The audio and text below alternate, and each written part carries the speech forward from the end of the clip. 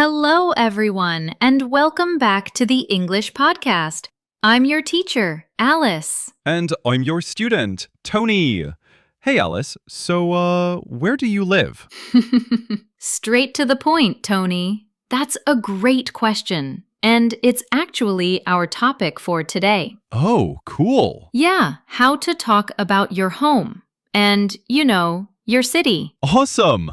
I always want to talk about my city, but I feel like I only know a few words, like big or nice. That's super common, but we can easily expand your vocabulary.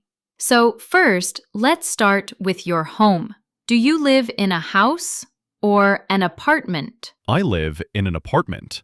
What's the main difference in English? Okay, so a house is typically a building for one family, standing by itself. Okay. And an apartment is a home that is part of a larger building with other homes. Okay, that makes sense.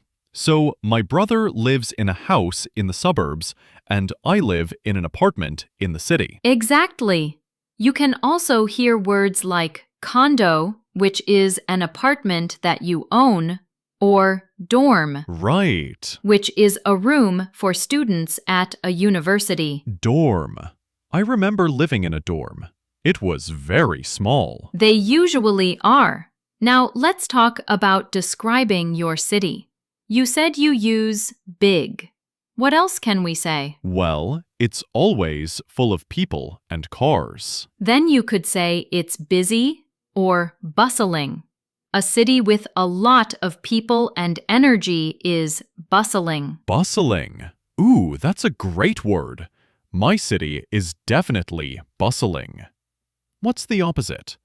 My grandparents live in a very not busy place. You would say their town is quiet or peaceful. For example, I live in a bustling city. But my grandparents... Now for a very important grammar point, prepositions.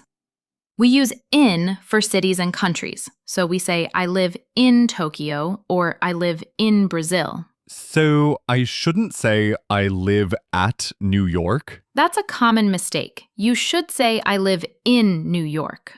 We use on for streets, like I live on Main Street. Okay. And we use at for a specific address, like I live at 42 Maple Street. In a city, on a street, at an address. Okay, I think I need to practice that. Then it's time for our role play mini scene. Let's pretend we are meeting at a coffee shop. I'll start. Okay. It's so nice to finally meet in person, Tony. So, do you live near here? I do. I live in this neighborhood. I have a small apartment just a few blocks away. What about you? That's convenient. I live a little farther away. I have a small house in a quieter part of the city. Oh, nice. What's your neighborhood like? It's very peaceful with lots of trees. Wow. It's very different from the downtown area, which is so bustling. I know. I work downtown. It's so busy. But I like the energy. It's a very modern area. But my office is in a beautiful historic building. That sounds lovely. And scene. Tony, that was perfect. You used in, bustling, modern, and historic. Thanks. Practice really helps. It does. Okay, let's recap our 3 key points. Let's do it. First, we learned vocabulary for homes like house and apartment. Right. And dorm for students. Second, we learned great adjectives to describe cities like bustling, quiet, modern, and historic. A modern city with a historic downtown. I won't forget it. And third, we learned about preposition. And leave a comment below. Tell us one thing about your home or city using a new word you learned today. We'd love to read it. Now, here's a question we'd like you to think about.